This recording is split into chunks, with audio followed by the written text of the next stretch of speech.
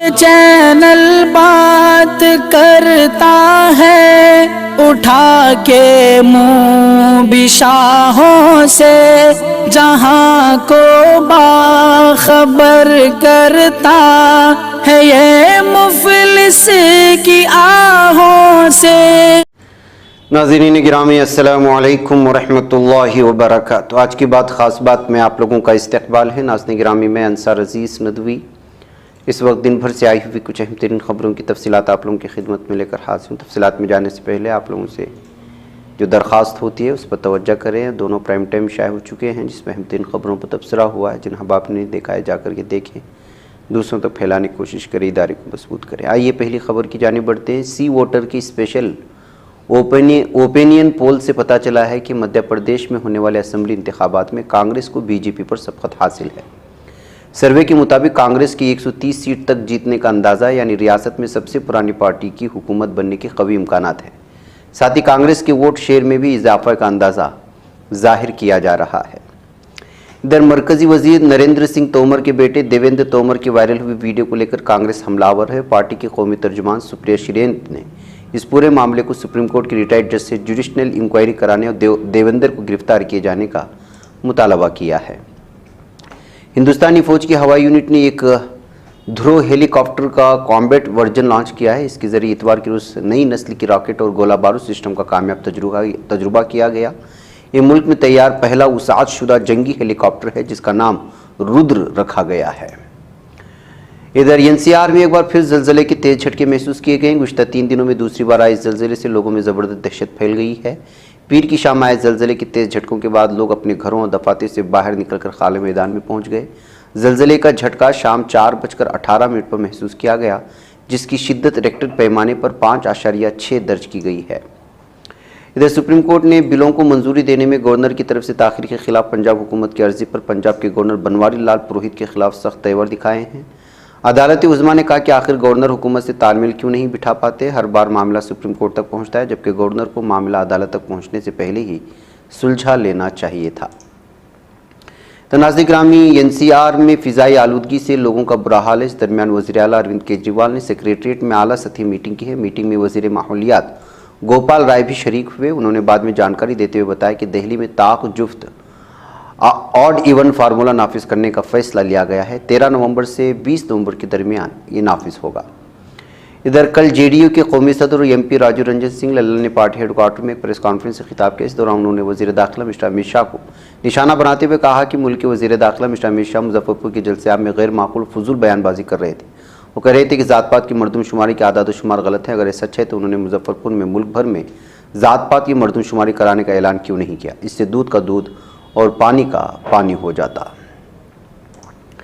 ناظرین گرامی، غیر قانونی سٹہ بازی معاملے میں مرکزی حکومت نے سخت کارروائی کی ہے۔ الیکٹرانکس اور IT وزارت نے ملک میں غیر قانونی سٹہ بازی پر نکیل کستے ہوئے 22 غیر قانونی ایپ اور ویب سائٹ پر پابندی کا فرمان جاری کیا۔ اشونی ویشنو کی وزارت سے جاری حکم امتناع کے مطابق غیر قانونی سٹہ بازی کے لیے استعمال کیے جانے والے موبائل اپلیکیشن اور ویب سائٹس کو بلاک کیا جائے گا۔ ادھر الیکٹورل بانڈ خرید کر اپنی پسندیدہ سیاسی پارٹی کو چندہ دیجیے۔ حکومت نے گزٹ نوٹیفیکیشن کے ذریعے اعلان کر دیا ہے کہ الیکٹورل بانڈ خریدنے کی نئی ونڈو 2018 سے اب تک 6 نومبر کو کھل رہی ہے۔ یہ ونڈو 20 نومبر تک کھلی رہے گی۔ اس دوران اسٹیٹ بینک کے مختلف شہروں میں واقع 29 شاخیں الیکٹورل بانڈ سے بیچیں گی۔ ادھر دہلی اور آس پاس کے شہروں سمیت شمالی ہندوستان کے بیشتر حصوں میں پیر کو زلزلے کے شدید جھٹکے محسوس کیے گئے ہیں۔ دہلی کے ساتھ ساتھ نوئیڈا اور غازی آباد میں بھی زلزلے کے جھٹکے محسوس کیے گئے۔ زلزلے کا مرکز نیپال میں ہے اور ریکٹر اسکیل پر اس کی شدت 5.6 بتائی گئی ہے۔ ادھر جرمنی کی دارالحکومت برلن میں ہزاروں شہری فلسطینیوں کے حق میں اور غزہ پر مسلسل اسرائیلی بمباری کے خلاف مظاہرہ کرنے کے لیے سڑکوں پر نکل آئے ہیں۔ ادھر اسرائیل کے ظالم دہشت گرد وزیر اعظم بنیامین نیتن یاہو نے کہا کہ جب تک زیر محاصرہ غزہ کی پٹی میں فلسطینی گروپوں کے ہاتھوں یرغمال بنائے گئے قیدیوں کو رہا نہیں کیا جاتا، ہم فائر بندی نہیں کریں گے۔ ظالم نیتن یاہو نے اسرائیل کی جنوب میں واقع فضائی بیس کے جائزے کے بعد غزہ پر حملوں کے بارے میں بیان جاری کیا تھا۔ ادھر اسلامی تعاون تنظیم جو صرف دکھاوے کے لیے بنائی گئی ہے، غزہ پر اسرائیلی حملوں کے موضوع پر بات چیت کے لیے 12 نومبر کو ہنگامی اجلاس کرے گی۔ پھر وہی چیز ہوگی کہ قرارداد پاس ہوگی، مذمت ہوگی، پھر اڑھن چھو جائیں گے سب کے سب یہ لیڈران۔ فلسطین میں انسانی حقوق کے لیے کام کرنے والی تنظیموں نے انسانی بنیادوں پر فوری جنگ بندی کا مطالبہ کیا ہے۔ جنگ بندی کا یہ مطالبہ ایک مشترکہ بیان کی صورت میں جاری کیا گیا ہے۔ ادھر اقوام متحدہ کی سیکریٹری جنرل اینٹونیو گوٹرس نے کہا کہ غزہ کے شفا اسپتال بمباری سے میں دہشت میں مبتلا ہو چکا ہوں۔ ان کا کہنا ہے کہ اسرائیل میں حماس کے حملوں میں خواتین و بچوں سمیت سینکڑوں لوگوں کو ہلاک، زخمی اور اغوا کیے جانے کو بھی نہیں بھولے۔ غزہ میں یرغمال بنائے گئے تمام لوگوں کو فوری اور غیر مشروط طور پر رہا کیا جائے۔ ادھر چین نے کہا کہ غزہ پہ اسرائیلی حملے اور نتیجہ شہری جانی نقصان ایک انسانی تباہی اور بین الاقوامی برادری کو اس المیہ کے ساتھ بند باندھنا چاہیے۔ چینی وزارت خارجہ کے ترجمان وانگ ون بن نے ہفتے کے اواخر میں شفا ہسپتال کے سامنے ایمبولینس کانوائے پر، المغازی اور شفا مہاجر کیمپوں پر اور اقوام متحدہ کی اسکول الفقراء پر اسرائیلی حملوں کے بارے میں بیان جاری کیا۔ انہوں نے کہا کہ 7 اکتوبر سے جاری حملوں میں اس وقت 11,000 سے زائد شہید ہو چکے ہیں اور ہلاک ہونے والوں کی اکثریت بچوں پر مشتمل۔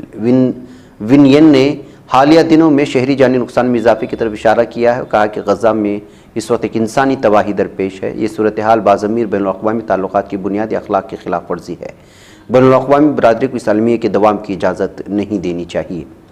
ادھر ایرانی وزیر خارجہ حسین امیر عبداللہ نے اسرائیل کی انتہائی دائیں بازو کی وزیر برائے ثقافتی ورثہ عمیہائی الیاہو کی جانب سے غزہ پر جوہری بم گرانا ممکن ہے کہ بیان پر شدید رد عمل کا اظہار کرتے ہوئے پھر سے گیدڑ بھبکی دینا شروع کر دیا گیا ہے۔ ایران کی جانب سے لبنان میں سول گاڑی پر اسرائیلی فضائی حملے میں 3 بچوں سمیت 4 شہری جاں بحق ہونے کی خبریں آ رہی ہیں۔